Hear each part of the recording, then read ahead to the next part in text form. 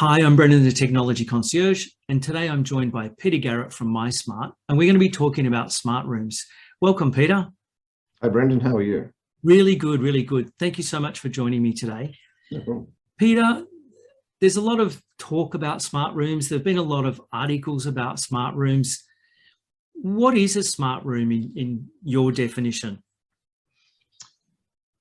Look, there is no definition for smart room, but the way I look at it is a smart room is something that the guest experience is beyond what they would have traditionally experienced. So it will take in different technologies. It'll use those technologies in different ways, all in a way that the guest is unaware of what's going on, unaware of the technology that's hidden inside the walls, but it provides a better guest experience. So that could be anything from voice activation, from digital compendiums through to smart lighting control with different scenes and circadian lighting, opening and closing motorized blinds, and keyless entry into the room. Okay, so it's quite a broad definition really of a smart room. It is, and it depends on the type of hotel, the demographic of their guest. It depends very much on budget and time frame. All those things come into play. Serviceability is the other side of it. Obviously, the more technology you've got in a hotel, the more preparedness there needs to be for the maintenance of that. The old key tag systems are very easy to maintain versus a lighting control system, which has got interfaces to locks and PMS and everything else. So, Peter, obviously, when we talk about smart rooms, you've picked up on it. There's voice, there's AI, there's a lot of things. What are we traditionally seeing right now in a room from a technology point of view?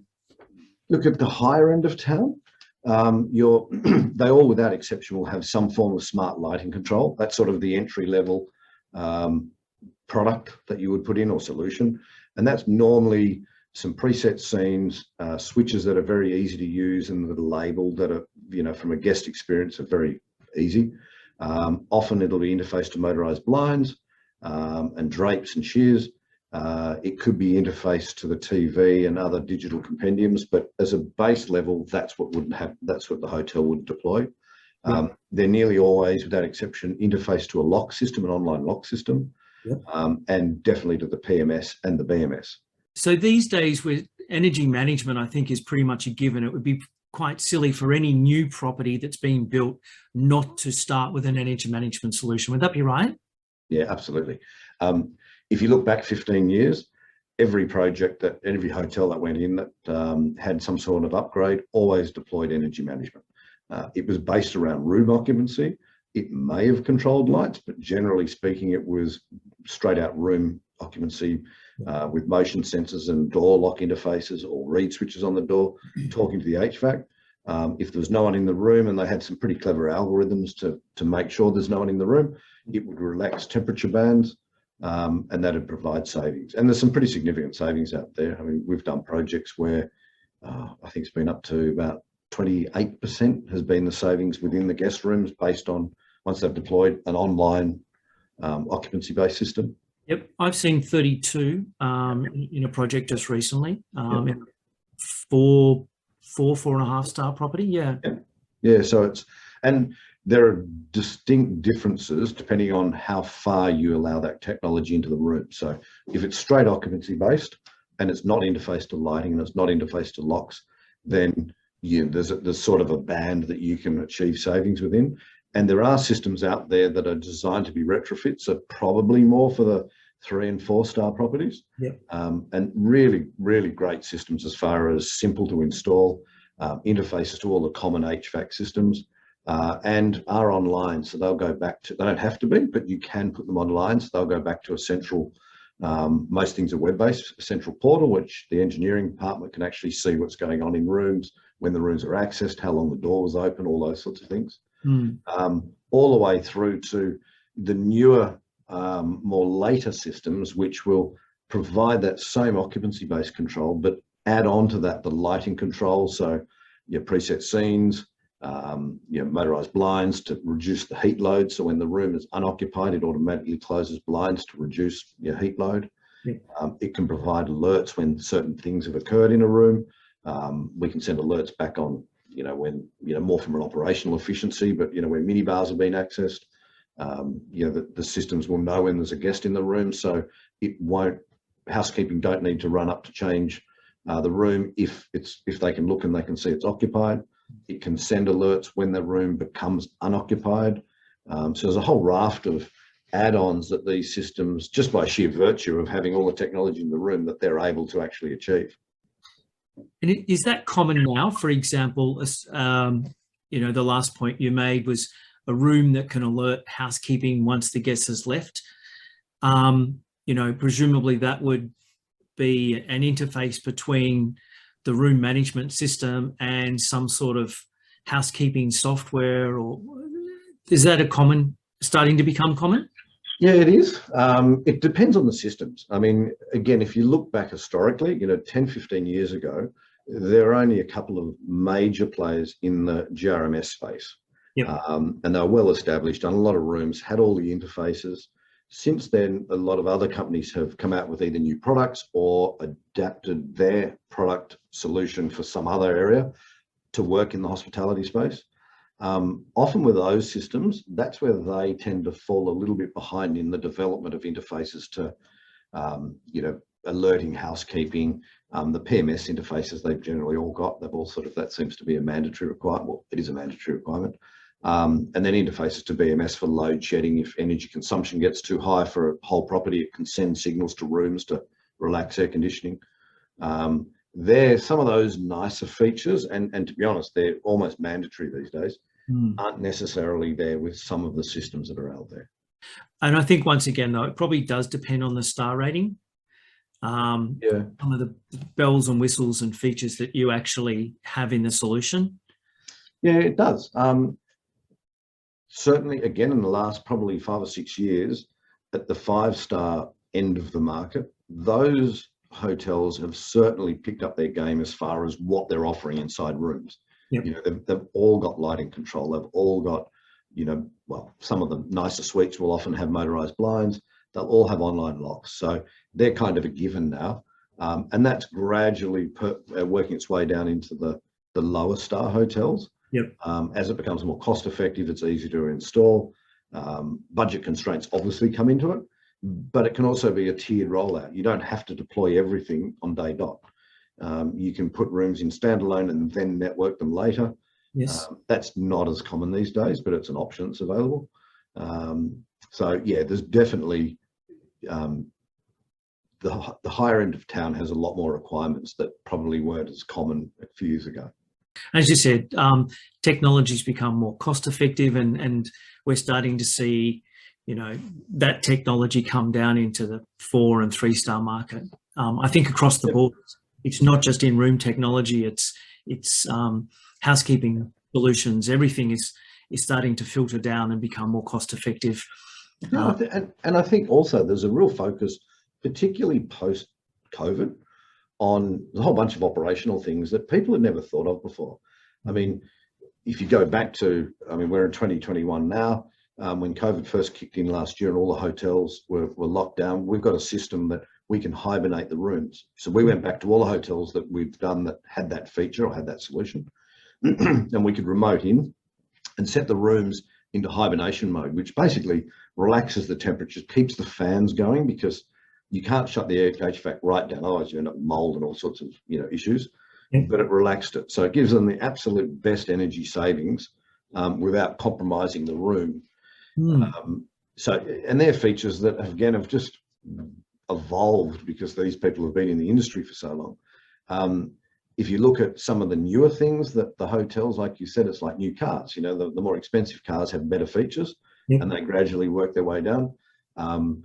Voice control is something that is often either an option or it's not necessarily a requirement just yet, but it's certainly an option that people are investigating. So we'll see that. And again, most of the systems out there have some sort of voice control interface that you can add to it. I mentioned digital compendiums. They're becoming quite common again post-COVID. They want to minimize the interaction that the guest has with staff, or if the guest prefers, they don't need to interact in person with the staff. They can, from the digital compendium, they can now order room service. Room service can be tailored to actually promote specials for anything that they might have surplus of. Any of the facilities, gyms, pools, tennis courts, they can all be booked through. Local restaurants, if they want to promote people in the area. There's a whole raft of things that they're able to do through these digital compendiums, and the hotel no longer needs to go to the room to update pieces of paper to, with Wi-Fi passwords and anything else. So, there's a whole bunch of operational things which are a better guest experience. Yeah, exactly right. A better guest experience, and as you said, in a post-pandemic world, labour is an issue. So every hotel I'm talking to is really trying to do, more with less, I suppose, is the term that comes up all the time, whilst continuing to offer the same, if not a better guest experience. So yeah, absolutely. And guests have become technology smarter as well over the last couple of years, and I think there's an expectation now that they can, somebody said we live in an Uber world, and Uber Eats, Uber cars. It's like, well, why can't I, Uber when I'm staying else? So, and again, we're seeing. Online locks is nothing new, and we interface to the online locking systems so that we can get the status of the door. Has the door been opened from the inside, from the outside? How long was it open for? All that sort of information, which we then use for the occupancy-based technology or the occupancy-based logic. But one of the things now is that, some of the online locking systems offer apps that you no longer need to actually be issued a key card. You can actually do it through the phone. So again, it's minimizing that need for contact with hotel staff, or if the client doesn't want to do that. But it also means that, you can now check in and check out without ever having to go to reception. Exactly right. Which, if you're a regular corporate guest, you'd like to do, and you've been doing it with the airline for years. Exactly. And it's just logical that hotels should follow suit. I think the airline, in many respects, has actually shown us the way. And now with COVID, we're really starting to focus in on those technologies and implement them. Yeah, I agree with that. Yeah, Peter, when it comes to smart rooms, obviously, we've just talked about what's available now. What's likely to happen in the future? And maybe as we talk about it, we should define a couple of terms for our audience, like IoT, it's probably the main one, AI, and voice. What do we mean by those terms, and what are we going to see in the room of the future? Yeah, okay. So IoT is an interesting one. Again, IoT is a fairly broad term, but certainly the collection of data from different data points within a room, and a typical room for us will have, might have 5 or 6 or 7 switches, 1 or 2 motion sensors, you've got thermostats, you've got blinds, and so on. So all of that provides an insight into that ecosystem and how that room's being used. From that, running AI can all of a sudden provide some sort of insights and into what's the right way for that room to be the most efficient. So, for example, if a hotel's facing west, it would make sense for those windows or those window coverings to be closed, or at least the shears to be closed in the afternoon when the sun's the brightest, or beaming on the building. Again, minimises the heat load. So AI can make some of those decisions for the hotel without really impacting the guest's comfort too much, particularly if they're not in the room.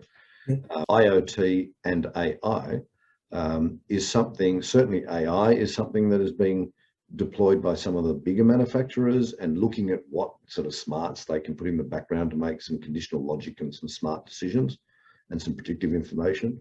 IoT, there are some systems out there now that are very much based on the IoT model. In other words, the motion sensors, the reed switches on doors, the thermostats are all IP6 based. They all go back to the cloud. They still operate on their own. So if the internet wasn't there, they do still operate, albeit in a reduced capacity. So there's a bit of that technology coming out. And interestingly enough, that the system I'm thinking of there is probably the most easy to retrofit of any of the systems. It's phenomenal. Okay. So, there are some of these systems that are starting to evolve that are making use of that in the real sense, not just IoT is a bit of a catchphrase, and often, we have a gateway to an Internet of Things where, you know, there's a whole bunch of sensors on a building and they just run through one connection to the internet. It's not probably what people had in mind when they said IoT, but, you know, it does ultimately achieve the same thing. Yeah. You asked a question about other things that we're likely to see in hotel development. Exactly. One of the things we're seeing, and it's been around for a while, is circadian lighting. So, you know, the hotels are all very comfortable with, you know, LED lights and the color temperature of the room, which is the color of the lamps in the room. Yep. Well, IoT is still using LED and other technologies, but LED, that the color temperature shifts during the day. And what that does is a cool white. So, you know, the very white light that you see in, you know, some buildings is very good for pepping you up and keeping you awake. Well, that might be something that you use during the day, but in the morning when you wake up and in the evening, or if you want to have an afternoon nap, it moves to a warmer white, which is a lot more relaxing. It promotes sleep. We're starting to see, we do a lot of work in other industries, and that's starting to become quite common in aged care and hospitals because it promotes, you know, a healthy environment. Certainly in the aged care environment, it helps, you know, residents relax. And hotel rooms are very similar. You know, it's an environment you've gone into if you're working, you know, come off a flight, you want to have an afternoon kip. Well, you know, you can turn into an environment that actually promotes, you know, relaxation and sleep. And is that based on artificial intelligence, or is it the guest setting the scene that they would like a as you said, a more relaxed ambience within the room? How does that work? At the moment, it's generally based on scenes or presets. In other words, it follows the day. So in the morning, it'll be a warmer temperature, which sort of relaxes you when you wake up. It doesn't sort of hit you with a, you know, horrible white light. During the day, it's much brighter, so it, you know, keeps you alert and awake. And then in the evening, so if you were to turn your lights on at any time of the day, it would go to what has been pre-mapped into the system. But there's nothing stopping these systems then shifting that depending on the time zone that you'd like to be in. So, you know, at midnight, it might be a much whiter light if you're working, you're about to get on a flight and you want to be woken up. So all that's very achievable. Interesting. Okay. And voice, I mean, you said, we talked about voice being, in a sense, available on a lot of systems now as an add-on. Yep. Are we going to see a lot more voice in rooms, you think, in the future? Yeah, definitely. Yeah, I think certainly initially it's going to be, depending on the chains and their demographic of guests. So, you know, hotel chains that are pitched towards a younger demographic, they're going to be the first adopters, you know, purely and simply because that's the technology they're used to. So anything that's digital, anything where you bring your own device, that's definitely going to be the first, you know, cab off the rank as far as uptake. And it's happening in a few projects. Where we've seen it, it's often been in selective rooms, only I think because they're almost testing the waters. I don't think anyone's, I haven't seen it where it's been rolled out and everyone loves it and everyone uses it. So I think it's generally selective areas. And I think just, you know, like with any other technology, it'll become mandatory in you know, certain chains will adopt them, and they will start to be rolled out. Having said that, pretty much any of the systems that are out there today, or any of the major ones, have the ability to have voice added to them. So it's not something that once it's in, or once you put a control system in, that's it, you can't go back to it. You can always upgrade. That makes sense too, doesn't it? Yep. Peter, as we wrap up, I just wondered if there's any thoughts you've got for hoteliers that haven't deployed energy management or a lighting solution at this point in time. What would you suggest that they do now? I guess when you sit down and if you're at a stage in a project or a refurb that you think, well, what can we do to this place, and you know, drag it up to the, you know, today's standards and prepare us for the future. I mean, there's a few real fundamentals. Yep. The first thing is your guest experience is everything. You know, without that, there's no point in having a great system that is so complicated to use that, you know, you get bad reviews and no one stays there. So that's the first and foremost. The next step is the operability. So for us, that's not just the guest using it, it's how that interfaces to the PMS and the other things which we've already discussed. But almost as important is what happens when, you know, the construction crew who have just redeveloped the hotel all leave, the engineering department end up with this system in their lap, and it becomes a nightmare to maintain. And we see it now. I mean, we're seeing that on projects where, You have DALI, which is a digitally addressable lighting interface, which Yep. basically means that each light fitting can be controlled individually and grouped and dimmed and all that nice functionality. Great system. It works really well, and it's very common in all projects, commercial or otherwise. But in hotel rooms, it can be a problem for the engineering staff to maintain. They've now got to get laptops out if a lamp fails, and it's not like the olden days where you unscrewed a bulb and put a new one in. The whole fitting comes out. If that fitting has to come out, it has to be with a laptop readdressed so it can be put back in and operate. And that means the technical abilities or skills of the engineering staff need to be, upscaled. That sort of level of, ongoing maintenance and usability. There's so many different products and switches and styles out there. But again, if they get damaged, how quickly can you get a replacement? How expensive are they? How easy it is to swap over? The days of the old dumb switch, which had some wires wide in the back, which, with a screwdriver you could swap over, they're gone. It's now a digital cable that you've got to somehow program.